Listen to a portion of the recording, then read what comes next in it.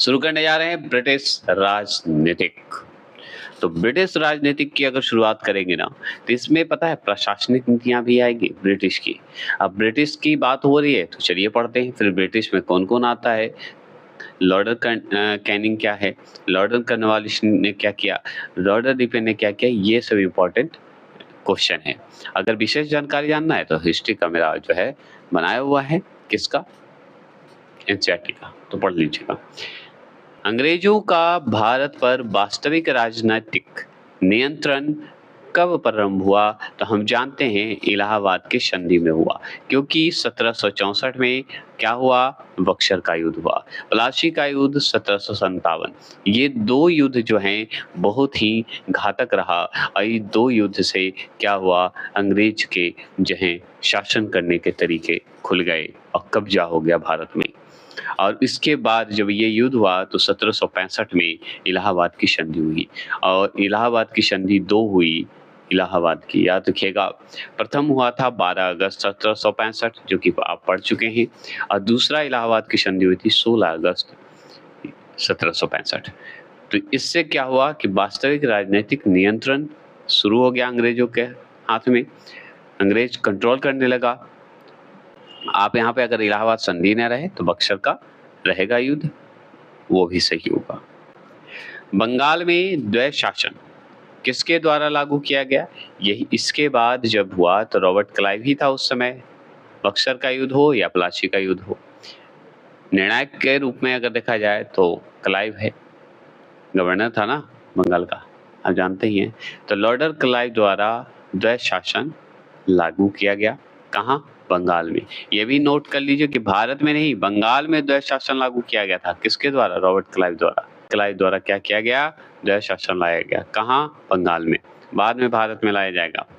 वर्ष 1772 में किस गवर्नर ने द्वैत शासन को समाप्त कर दिया? तो वारेन हेस्टिंग ने द्वैत शासन को समाप्त कर दिया। द्वैत शासन को समाप्त कौन किया? Warren Hastings. कब किया? 1772 में। लेकिन द्वैत शासन को लाया कौन? Lord Clive. क्लियर हो गया? कहाँ लाया? बंगाल में। समाप्त कौन किया द्वैत शासन को? 1772 में वारेन हेस्टिंग। भारत में न्यायिक सेवा का जन्मदाता किसे माना जाता है? तो वारेन हेस्टिंग को ही माना जाता है। तो न्यायिक सेवा का जन्मदाता अगर पूछे तो वारेन हेस्टिंग टिक लगाइएगा। अगर पूछे द्वैत शासन को समाप्त करने की बात करें, वारेन हेस्टिंग को टिक लगाइएगा।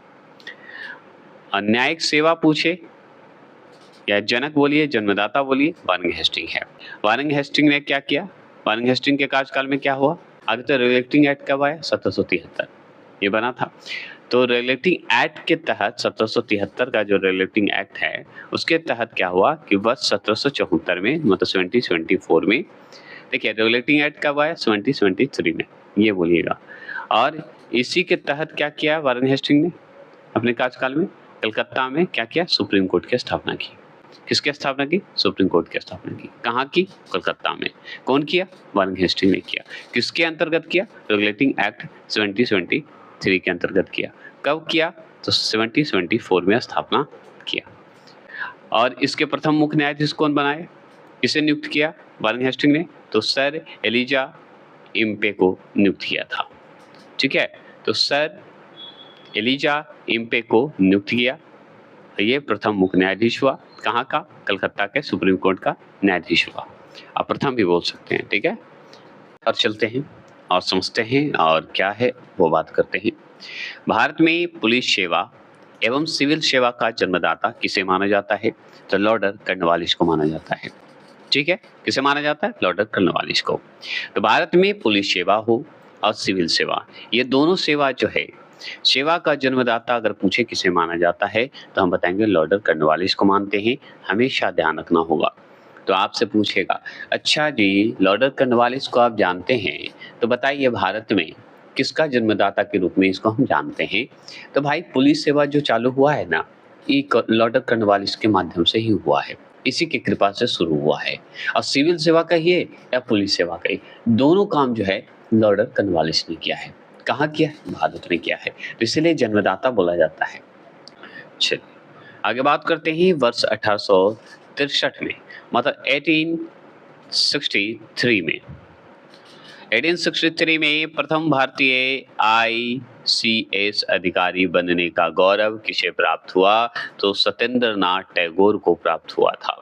तो ICS अधिकारी बने थे, भारतीय थे, प्रथम भारतीय ICS अधिकारी बने, कौन बने? वो मेरे सत्येंद्र नाथ टैगोर जी बने। और ये कब बना और कब बने? तो 1863 में बने थे। क्या बने थे? ICS अधिकारी बने थे। समझ गए? तो प्रथम भारतीय ICS अधिकारी बनाए गए सत्येंद्र नाथ टैगोर। ब्रिटिश भारत में लोक सेवा संबंधी आयोग की अगर हम बात करें तो चलिए हम जानते हैं। तो आयोग है एक तरफ, वर्ष है एक तरफ और गवर्नर जनरल है एक तरफ। तो देखिए, एचिन्स आयोग की अगर बात करेंगे, इसकी शुरुआत ईयर्स बताए तो 1886 बताया जाता है, मतलब 1886 बताया जाता है। तो 1886 में क्या हुआ? तो एचिन्स आयोग का गठन किया गया, समझिए, लोक सेवा के लिए। तो भारत, ब्रिटिश की तरफ से कौन गवर्नर था ये बताइए भारत में? तो लॉर्ड डफरिन था। जब लॉर्ड डफरिन जो है गवर्नर जनरल था और लोक सेवा संबंधित आयोग के लिए एक आयोग बनाया जिसका नाम एंचिस आयोग है। इसका अगर पूछे वर्ष ईयर, स्थापना ईयर्स, तो 1886 बता देना है, कोई दिक्कत तो नहीं होनी चाहिए। अगर मैं बात करूं इस लिंकन आयोग की स्थापना का अगर डेट पूछे तो हम बताएंगे 1912 बता देंगे। तो 1912 में क्या हुआ? तो इस लिंकन आयोग की स्थापना हो गई। और इस समय जब आयोग बना तो उस समय गवर्नर जनरल कौन था? तो लॉर्ड हार्डिंग द्वितीय था। समझ गए? लॉर्ड हार्डिंग द्वितीय, प्रथम के बारे में हम लोग पढ़ चुके हैं, वो बता सकते हैं कि जब लॉर्ड हार्डिंग प्रथम था उस समय कौन सी युद्ध हुई थी, जरूर बताइएगा, हम लोग पढ़े हैं स्पेशली, है ना। याद रखना होगा कि आंग्ल सिख प्रथम युद्ध हुआ था, है ना। और ये लॉर्ड हार्डिंग द्वितीय है, जिस समय जो है एक आयोग आया जिसका नाम इस्टलिंगटन आयोग है। और इसकी स्थापना वर्ष पूछे तो 1912 बता देंगे, कोई गलती तो नहीं हुई, समझ में आया। आगे बात करेंगे कि ली आयोग क्या है। तो ली आयोग की अगर वर्ष पूछे तो 1923 बता देना है। तो ली आयोग जो है वो उसकी स्थापना वर्ष पूछे तो 1923 बता देना है। 1923 में एक ली आयोग आया, उस समय गवर्नर जनरल अगर पूछे तो बताइएगा लॉर्ड रीडिंग को बता देना है। रीडिंग जी थे, रीडिंग करते करते ली आयोग का नाम दे दिए। और कब बना? तो 1923 में बना। अब चलते हैं, भारत सरकार अधिनियम 1935 के अंतर्गत संघ लोक सेवा आयोग के गठन का प्रावधान जो है किस आयोग ने पर किया गया था? तो ये ली आयोग पर किया गया था। तो देखिए, बात यहाँ है कि संघीय लोक सेवा आयोग का गठन का प्रावधान किस आयोग के तहत आया? तो ली आयोग के तहत आया। ली आयोग के समय गवर्नर जनरल कौन था? लॉर्ड रीडिंग था। और ये कब आया था ली आयोग? 1923 में। पूछेगा कि भारत सरकार अधिनियम 1935 के अंतर्गत ली आयोग ने किसका गठन किया, किस गठन का प्रावधान किया? तो वो संघीय लोक सेवा आयोग का गठन किया, है ना। चलिए, भूमि सुधार के उद्देश्य से भारत में अस्थायी बंदोबस्त प्रणाली किसके द्वारा लागू की गई? तो हम बताएंगे लॉर्ड कर्नवालिस द्वारा लागू की गई। आपसे ये नहीं पूछेगा, डायरेक्ट ये पूछेगा कि अस्थायी बंदोबस्त जो है कौन लाया? तो लॉर्ड कर्नवालिस ने लाया। अस्थायी बंदोबस्त लॉर्ड कर्नवालिस ने क्यों लाया? क्योंकि भूमि सुधार के उद्देश्यों के लिए लाया। कहाँ लाया? भारत में। भारत में अस्थायी बंदोबस्त कौन लाया? लॉर्ड कर्नवालिस लाया। हर ढंग से क्वेश्चन में घुमा रहा हूँ, ध्यान रखना है। तो भूमि सुधार के लिए लॉर्ड कर्नवालिस ने क्या प्रणाली लाई? तो अस्थायी बंदोबस्त प्रणाली लाई, है ना। ऐसे याद रखना होगा। अगर मैं बात करूं कि भारत में साम्राज्य विस्तार के उद्देश्य से सहायक संधि प्रणाली की शुरुआत किसके द्वारा की गई? तो लॉर्ड वेलेजली के द्वारा की गई। अब सोचिए, भारत में जो है साम्राज्य विस्तार के उद्देश्य के लिए क्या लाया? सहायक संधि प्रणाली लाया। कौन लाया? तो लॉर्ड वेलेजली लाया। जैसे भूमि सुधार के उद्देश्य के लिए अस्थायी बंदोबस्त कौन लाया था? लॉर्ड कर्नवालिस लाया था। उसी तरह सहायक संधि प्रणाली के लिए लॉर्ड बेलीजली ने क्या लाया? साम्राज्य विस्तार के उद्देश्य के लिए सहायक संधि लाया। कौन लाया? लॉर्ड बेलीजली लाया। तो लॉर्ड बेलीजली ने क्या लाया? सहायक संधि प्रणाली लाई। क्यों लाई? क्योंकि भारत में साम्राज्य विस्तार कर सके। चलिए ये हो गए। अब बात करते हैं सहायक संधि स्वीकार करने वाला प्रथम राज्य कौन था? ये हैदराबाद था। हैदराबाद का निजाम जो है क्या कहा जाता है कि स्वीकार कर लिया था। तो सहायक संधि स्वीकार करने वाला प्रथम राज्य अगर पूछे भारत का तो हैदराबाद था। उस समय प्रांत होते थे। और कब हैदराबाद जो है स्वीकार किया? तो 1798 में किया था। ठीक है, तो 1798 ईस्वी में हैदराबाद ने क्या स्वीकार किया? तो सहायक संधि स्वीकार किया। जैसे ही सहायक संधि स्वीकार कर लिया तो प्रथम राज्य बन गया ये हैदराबाद अपना लिया। और सहायक संधि कौन लाया? लॉर्ड बेलीजली लाया था। ये हम जान गए। अब देखिए इस सवाल को सुनिए। व्यापगत का सिद्धांत या राज्य हड़प नीति को किसके द्वारा लागू किया गया था? तो लॉर्ड डलहौजी के द्वारा लागू किया गया था। लॉर्ड डलहौजी के द्वारा राज्य की हड़प नीति अपनाई गई। राज्य की हड़प नीति को ही व्यापगत का सिद्धांत कहा गया।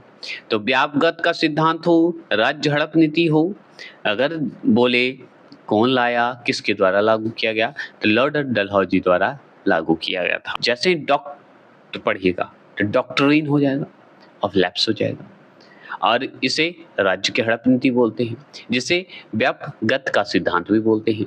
तो व्यापगत का सिद्धांत हो, राज्य की हड़प नीति की बात हो, या डॉक्ट्रिन ऑफ लैप्स की बात हो, ये लाने वाला कौन था? लॉर्ड डलहौजी था। तीनों जो हैं एक ही नाम है, मतलब हड़प लेना है राज्य को और अपने में मिला देना है, ये लॉर्ड डलहौजी का सिद्धांत है।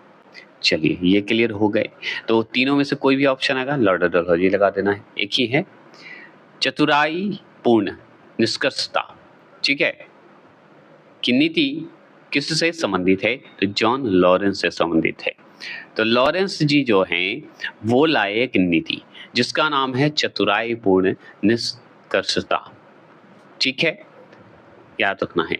इन एक्टिविटी लाए कि नीति कौन अपनाए? तो जॉन लॉरेंस अपनाए। कि चतुराई पूर्ण निष्कर्षता लाने वाला मतलब इन एक्टिविटी लाने की नीति कौन अपनाई? तो जॉन लॉरेंस ने अपनाई थी। चलिए, राज्य हड़प नीति में कहा गया कि ऐसे राज्य जिनका निर्माण अंग्रेजों के सहायक से या सहयोग से हुआ है। फिर से सुन लीजिए।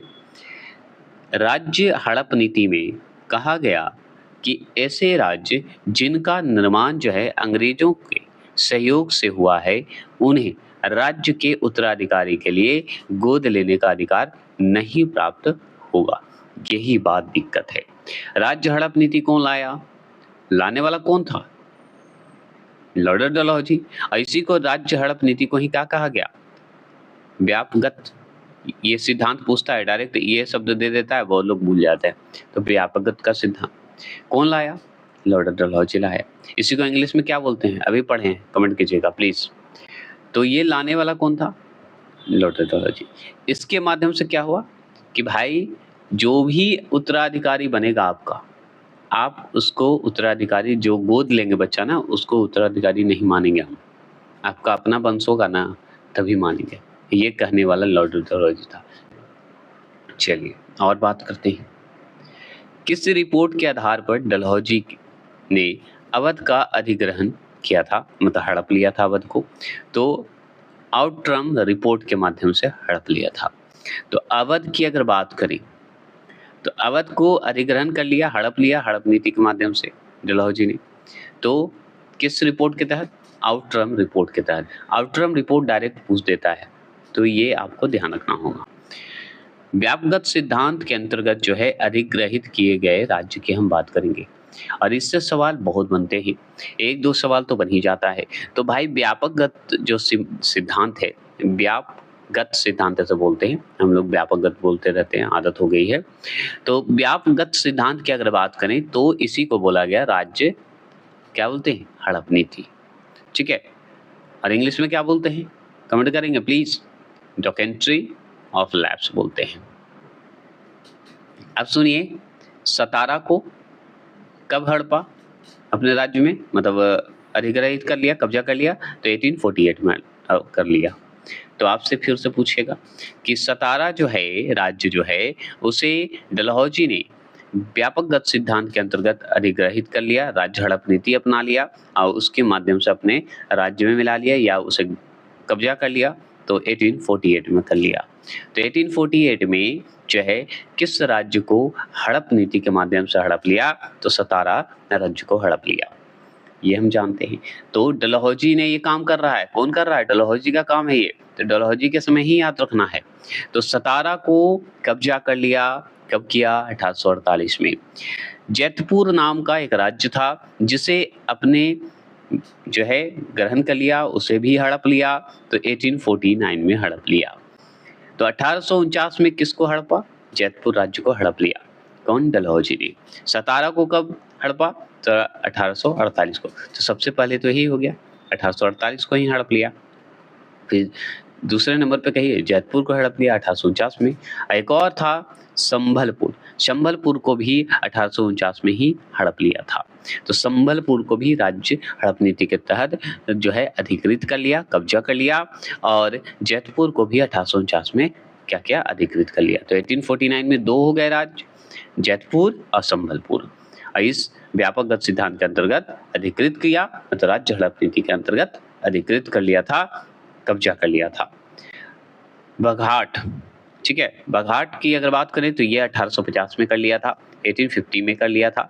ऐसे व्यापकगत सिद्धांत के अंतर्गत या राज्य हड़प नीति के अंतर्गत क्या किया, कब्जा कर लिया, अधिकृत कर लिया। बघाट एक राज्य था जो कि 1850 में वो भी अधिकृत कर लिया। उदयपुर की बात करें तो उदयपुर का भी 1852 में जो है अधिकृत कर लिया था डलहौजी ने, और राज्य हड़प नीति के तहत इसे भी बोल दिया कि लाइए भाई मेरा हो गया, क्योंकि आपका आगे जो है वंशज नहीं है, आपका कोई आगे कुछ है नहीं। नियम से पॉलिटिक्स खेल के हड़प लेता था तो मरवा देता था, ये कही। तो उदयपुर की अगर बात करें तो उदयपुर को अब जो है अधिकृत किया 1852 में, किस के तहत, तो राज्य हड़प नीति के तहत किया गया। कौन किया, डलहौजी ने किया। झांसी को अगर बात करें तो झांसी का अगर यहाँ पे झांसी में झांसी की रानी की तो बात ही नहीं करी, बहुत जबरदस्त है। लेकिन झांसी को भी अपना लिया गया था, 1853 में अपना लिया गया था। समझ गए, कब अपनाया गया, 1853 में। तो झांसी को भी राज्य हड़प नीति के तहत 1853 में कब्जा कर लिया गया था, और लॉर्ड डलहौजी ने राज्य हड़प नीति के तहत अधिकृत कर लिया, कब्जा कर लिया झांसी को 1853 में। और बात करें नागपुर को, तो नागपुर को भी जो है अधिकृत कर लिया व्यापकगत सिद्धांत के अनुसार या राज्य की हड़प नीति के अनुसार, यही कहिए, और ये डलहौजी ने अधिकृत कर लिया 1854 में। तो 1854 में कौन से राज्य को हड़प लिया, तो नागपुर राज्य को हड़प लिया। और उस समय जो है गवर्नर जनरल कौन था, तो डलहौजी था, ये बोलिएगा। अगर बात करें अवध की, तो अवध का जो है अपना लिया था, इसे भी अधिकृत कर लिया था 1856 में। और अवध के बारे में तो हम जानते ही हैं कैसे कर लिया था, ये कर लिया था आउटरम रिपोर्ट के माध्यम से अवध को अधिग्रहण कर लिया था, कब्जा कर लिया था। बात करते हैं किस गवर्नर जनरल के कार्यकाल में भारत पर ईस्ट इंडिया कंपनी का शासन समाप्त हो गया, तो वो लॉर्ड कैनिंग का समाप्त हो गया। किस गवर्नर जनरल के कार्यकाल में, मतलब किस गवर्नर जनरल के समय में भारत पर ईस्ट इंडिया कंपनी का शासन समाप्त हो गया, मतलब भारत पर जो ईस्ट इंडिया कंपनी जो आई थी, जो शासन कर रही थी, उसका समाप्त हो गया था। तो उस समय कौन गवर्नर जनरल है, यही पूछा है, तो हम बताएंगे लॉर्ड कैनिंग था। तो लॉर्ड कैनिंग जो है वो गवर्नर जनरल था, और इसी के काल में क्या हुआ कि भारत पर ईस्ट इंडिया कंपनी का शासन समाप्त हो गया। उसके बाद अब ब्रिटिश अपने हाथ में ले लेते हैं। अब ब्रिटिश जो है, अब ब्रिटिश कहने का मतलब ब्रिटिश मतलब ब्रिटेन से ही कार्य होते थे, और हेड अब हो गया था, तो ईस्ट इंडिया कंपनी को समाप्त कर दिया गया, जो कि लॉर्ड कैनिंग था उस समय। वर्ष 1861 में, वर्ष 1861 मतलब 1861 में भारतीय दंड संहिता, जिसे इंडियन पेनल कोड, जिसे IPC बोलते हैं, किसके कार्य काल में निर्मित की गई? तो लॉर्ड कैनिंग के समय में ही निर्मित की गई। तो आपसे पूछे कि लॉर्ड कैनिंग के समय में क्या किया गया? तो आईपीसी का जो है निर्मित किया गया, जिसे आई से इंडिया, पी से पैनल और सी से कोड। तो इंडियन पेनल कोड की जो है शुरुआत जो है किसके समय में की गई? तो लॉर्ड कैनिंग के समय में की गई। और वर्ष 1861 में भारतीय दंड संहिता जो है, देखिए, भारतीय दंड संहिता बोलिए या इंडियन पेनल कोड बोलिए या आईपीसी बोलिए, ये जो है शुरुआत हुआ था लॉर्ड कैनिंग के समय। एक ही है, भारतीय दंड संहिता बोल दें या इंडियन पेनल कोड बोल दें या आईपीसी बोल दें, ये इसकी शुरुआत जो है 1861 में की गई थी। ये जरूर ध्यान रखना होगा। इससे ज्यादा मैं कुछ नहीं बता सकता, क्योंकि इससे आगे हम जब डिटेल जानते हैं तो डिटेल पे जो क्वेश्चन है उसी पे। राज्य उपाधि अधिनियम अगर बात करें, क्या 1876 मतलब 1876 पारित करके महारानी विक्टोरिया को कैसर-ए-हिंद की उपाधि प्रदान की गई। तो राज्य उपाधि अधिनियम जो 1876 जो पारित हुआ, उस समय जो ब्रिटेन की महारानी विक्टोरिया थी, उन्हें कैसर-ए-हिंद की उपाधि दी गई। तो कैसर-ए-हिंद की उपाधि किसे दी गई? तो महारानी विक्टोरिया को दी गई। और क्यों दी गई? किस अधिनियम के तहत दी गई? तो राज्य उपाधि अधिनियम 1876 के द्वारा दिया गया। इसी माध्यम से पारित की गई और महारानी विक्टोरिया को कैसर-ए-हिंद की उपाधि प्रदान की। इससे ज्यादा मैं क्या बता सकता हूँ? सुनिए, लॉर्ड लिटन के कार्यकाल में किस अकाल आयोग का गठन किया गया? तो स्ट्रेची आयोग का गठन किया गया। तो स्ट्रेची आयोग का गठन किसके समय में किया गया? लॉर्ड लिटन के समय में किया गया। बताइए किसका? तो अकाल आयोग का गठन किया गया। अकाल आयोग का जो गठन किया गया उसका नाम पूछते तो स्ट्रेची आयोग बता दीजिएगा। तो लॉर्ड लिटन के कार्यकाल में किस अकाल आयोग का गठन किया गया? तो उस अकाल आयोग का नाम है स्ट्रेची आयोग, जो कि गठन किया गया था। और ये भारत का प्रथम अकाल आयोग था जो कि 1880 में आया था। तो आपसे ये भी पूछेगा कि 1880 में भारत का प्रथम अकाल आयोग किसके समय में आया था? तो वो लॉर्ड लिटन के समय में आया था। समझ गए? और जब आयोग आया तो आयोग का गठन का अगर पूछे कि किसके कौन से गवर्नर के समय में हुआ था, गवर्नर जनरल के समय में, तो बताइएगा लॉर्ड लिटन के समय में। या ये भी पूछ सकता है क्या अकाल आयोग का गठन जब हुआ था तो किसका कार्यकाल चल रहा था भारत में? ब्रिटिश का। बताइए, तो लॉर्ड लिटन था। लॉर्ड लिटन था तो बताइए उस अकाल आयोग का नाम बताइए। तो स्ट्रेची आयोग। और ये कब आया? तो 1880 में। और ये भारत का प्रथम अकाल आयोग था। ये हो गए, ठीक है। चलिए और भी जानकारी लेते हैं कि भारत में अस्थायी स्वशासन का जनक किसे माना जाता है? तो लॉर्ड रिपन को माना जाता है। किसे? लॉर्ड रिपन को। सॉरी, यहाँ पे रिपन लिखना था, रिपन को माना जाता है।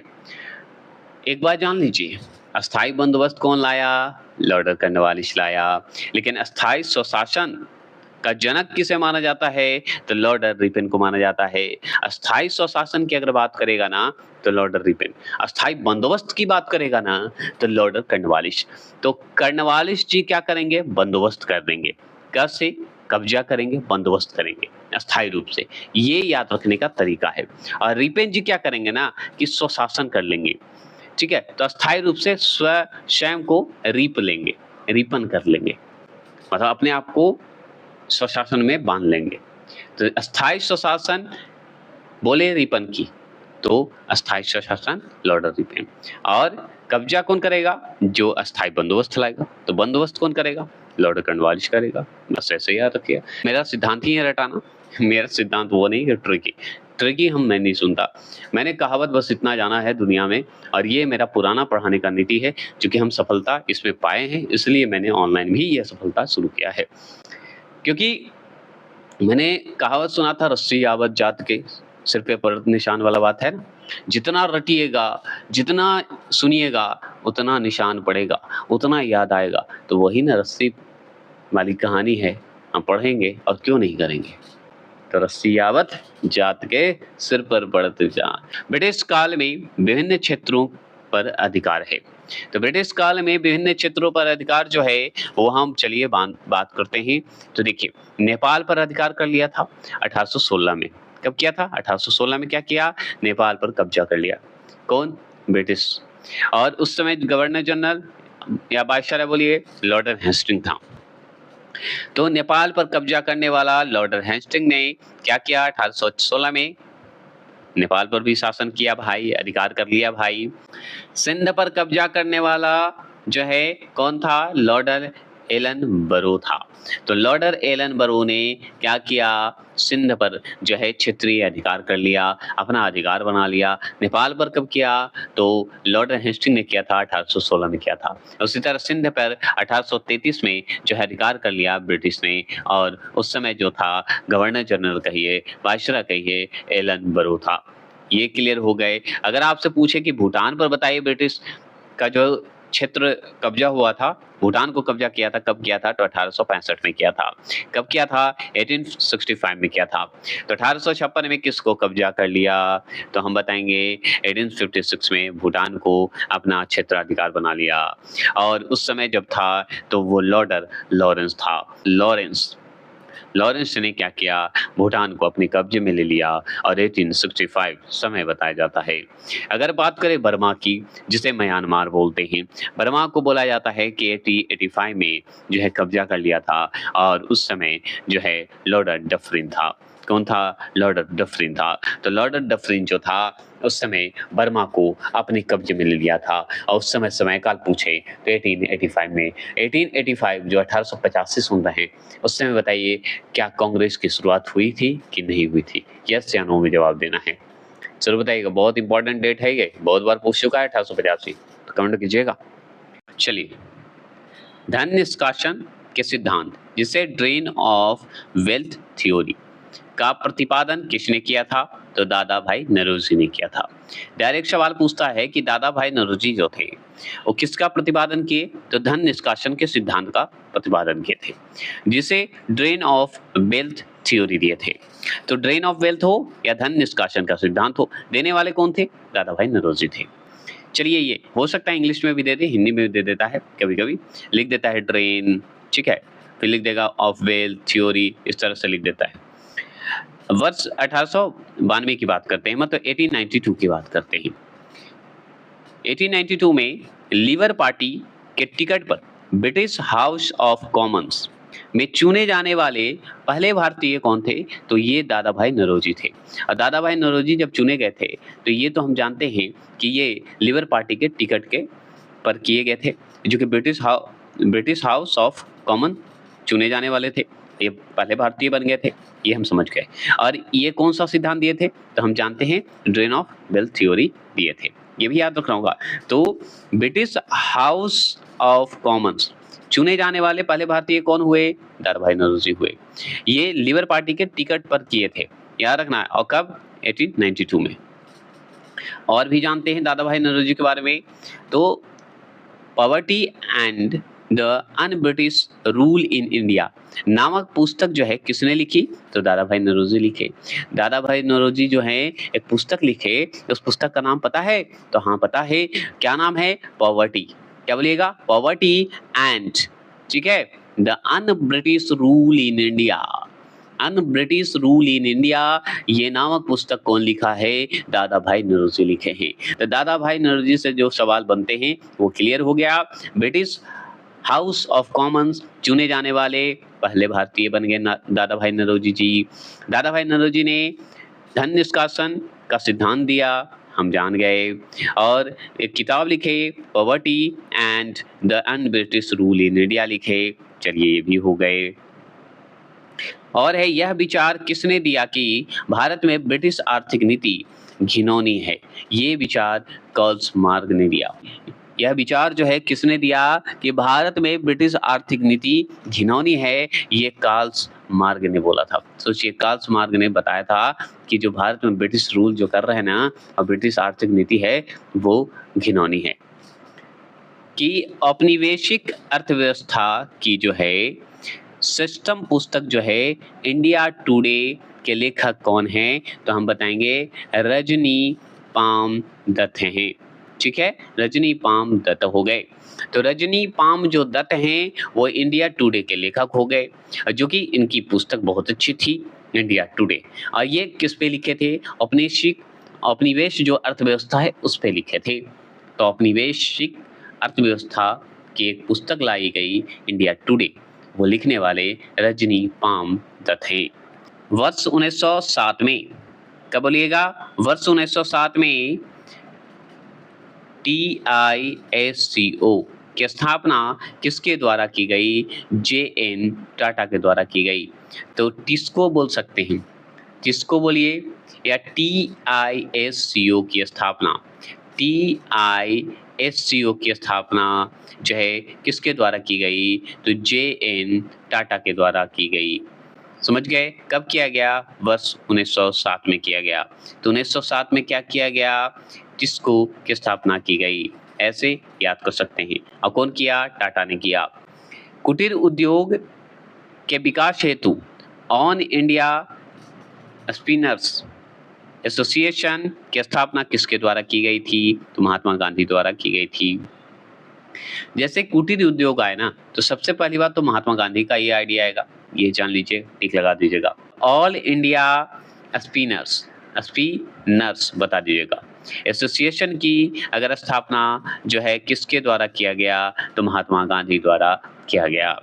महात्मा गांधी द्वारा ऑल इंडिया स्पिनर्स एसोसिएशन की स्थापना हुई, जो कि कुटीर उद्योग के विकास के लिए हुआ था।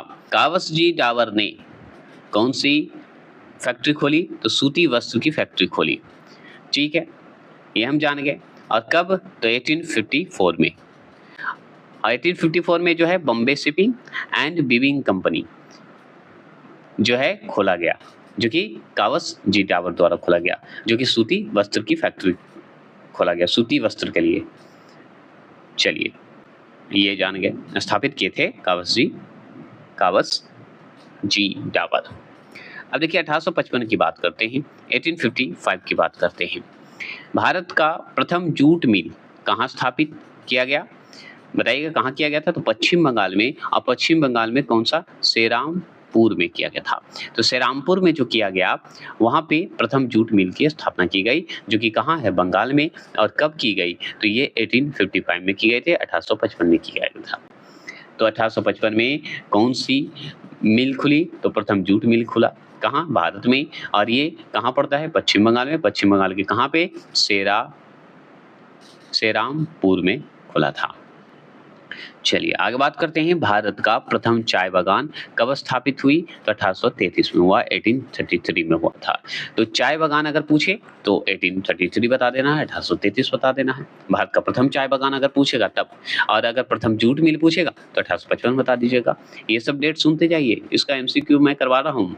प्रसिद्ध इतिहासकार KM पनिक्कर, ठीक है, पनिक्कर ने 1765 से 1772, ठीक है, याद रखना है, 1765 से 1772 ईस्वी के काल को डाकू राज कहा गया। किसे कहा गया? डाकू राज कहा गया।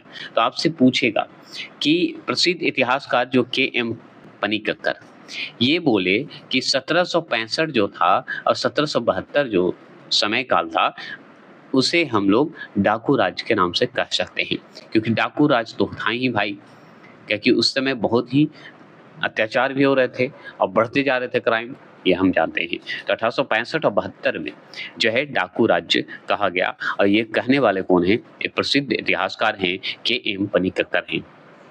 चलिए, ये भी बात है। अगर बात करूं 1813 ईस्वी के बाद मुक्त व्यापार से नकारात्मक रूप से प्रभावित होने वाला भारतीय उद्योग कौन था? तो कपड़ा उद्योग था। कौन था? कपड़ा उद्योग। ठीक है, कोई दिक्कत नहीं ना? तो 1813 के बाद जो है मुक्त व्यापार से नकारात्मक रूप से प्रभावित होने वाला भारतीय उद्योग कौन था? कपड़ा उद्योग। थोड़ा सा प्रभावित हो गया था तो कपड़ा उद्योग था। चलिए, ये क्लियर हो गया। देखिए, ये बहुत जरूरी है, दिनकटिया और दादनी प्रथा, ये बहुत इंपॉर्टेंट है, ये जान लीजिए। दिनकटिया मतलब 3, है ना, ऐसे याद रखिएगा। तो देखिए, प्रमुख कृषि पद्धति आई थी जब अंग्रेज थे उस समय की बात हो रही है, तो तीन कठिया प्रथा चला था। तो तीन कठिया प्रथा क्या था? सुन लीजिए। इस प्रथा के अंतर्गत जो है चंपारण, चंपारण मतलब बिहार, बिहार में है। चंपारण के किसानों को, बिहार के किसानों को अपने अंग्रेज बागान मालिकों के अनुबंध, ठीक है, अनुबंध पर अपनी भूमि के 3/20 भाग पर नील की खेती करना अनिवार्य होता था।